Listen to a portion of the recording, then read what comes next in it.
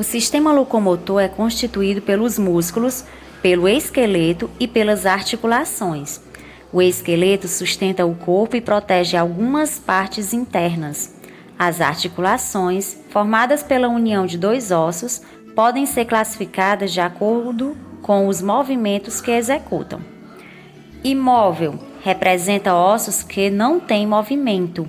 Como exemplo, nós temos o crânio. Semi-imóvel permite a realização de pequenos movimentos. Como exemplo, nós temos as vértebras.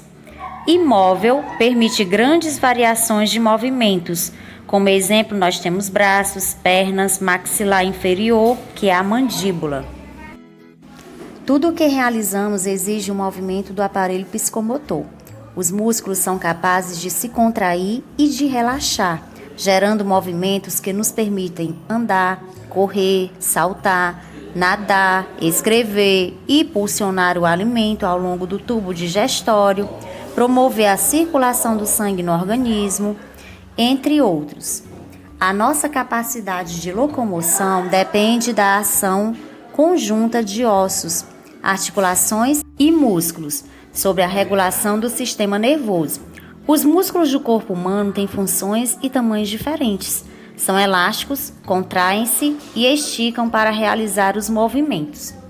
Os músculos que dependem da nossa vontade para se movimentar são chamados de voluntários, como os braços, as pernas, os dedos. Involuntários são aqueles que não dependem da nossa vontade, como os do estômago, do intestino e do coração.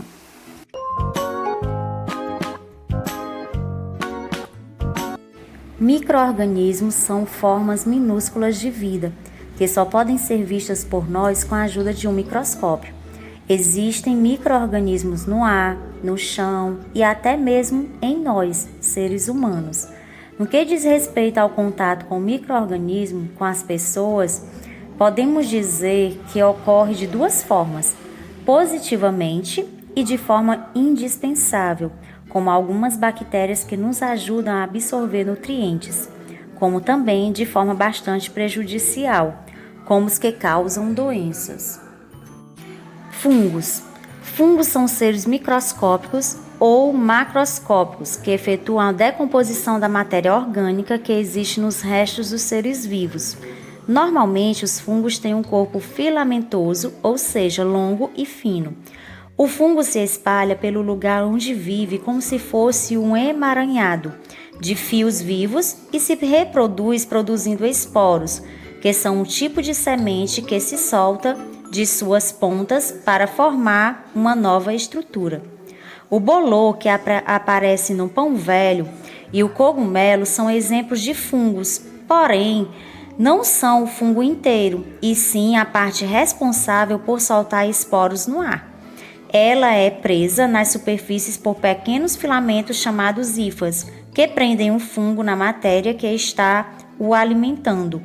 Na verdade, fungos não são nem animais nem plantas, e sim um grupo distinto de seres vivos que possuem características em comum. Existem fungos aquáticos e terrestres, além de algumas espécies que habitam outros seres. Os fungos têm importância fundamental para manter o bom funcionamento da natureza, pois muitos deles se alimentam de seres mortos, e esse processo, além de limpar o ambiente, recicla os seres mortos. Alguns fungos, contudo, vivem de forma nociva, parasitando outros seres vivos. Vários fungos são utilizados em nossa alimentação. Algumas espécies são usadas para fabricar vários tipos de queijo, outras são usadas para fazer remédios, principalmente os antibióticos. Os levedos, por exemplo, são usados para fazer o pão crescer e na produção de álcool, bebidas alcoólicas, vinagre e vários outros produtos que consumimos no nosso dia a dia. Bactérias são seres microscópicos que vivem em praticamente qualquer ambiente da Terra. Algumas bactérias, ao realizar a decomposição da matéria orgânica, possuem uma grande importância no processo de retorno da matéria ao meio ambiente.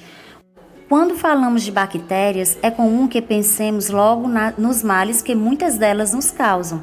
Não é sem fundamento, muitas delas nos causam doenças como tuberculose, pneumonia, cólera e meningite.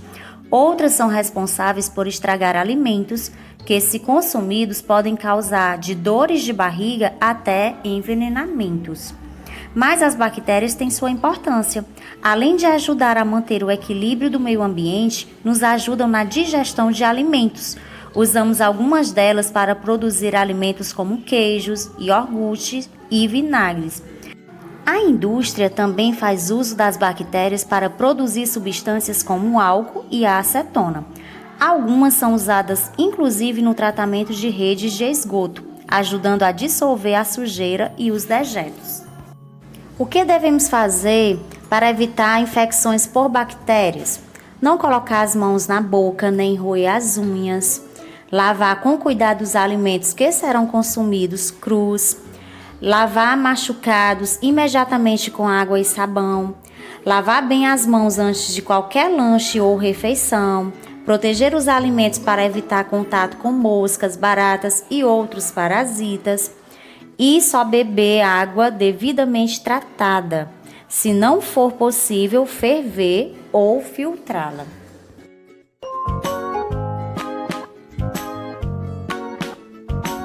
Página 247. Descubra as respostas que preenchem os espaços abaixo, relendo o texto sobre o sistema respiratório. Letra A. Os principais órgãos do sistema respiratório são os pulmões. B. O sistema respiratório é responsável pelas trocas gasosas que o corpo realiza com o ambiente. C. Os seres vivos necessitam de oxigênio para sobreviver. D. No processo da respiração, eliminamos o gás carbônico do nosso corpo. E. Os pulmões se situam no tórax, sobre o diafragma. Coloque V ou F nas sentenças a seguir. Os pulmões são os principais órgãos da respiração, verdadeiro. A pleura é uma membrana muito fina, verdadeiro. Os pulmões estão localizados no abdômen, falso. Os alvéolos são envolvidos por tubos finíssimos por onde o sangue circula, verdadeiro. A sequência fica VV-FV. Marque com um X a alternativa que responde à frase abaixo. O que acontece com o diafragma durante a respiração? Contrai-se e os pulmões se dilatam e se enchem de ar. Ordene as sílabas e descubra o nome das doenças do sistema respiratório. Tuberculose, bronquite, gripe. O que é? Quando praticado regularmente, ajuda a fortalecer o diafragma, que é o músculo utilizado na respiração. São os exercícios físicos. Letra B. É o órgão mais importante do sistema respiratório e cada ser humano possui 2. É o pulmão. Letra C. É causado por um vírus que se instala no sistema respiratório, afetando as vias respiratórias, a gripe. Observe as figuras e explique o que está acontecendo. Utilize as palavras do quadro. Essa primeira imagem é a inspiração e a segunda imagem, expiração, quando você solta o ar.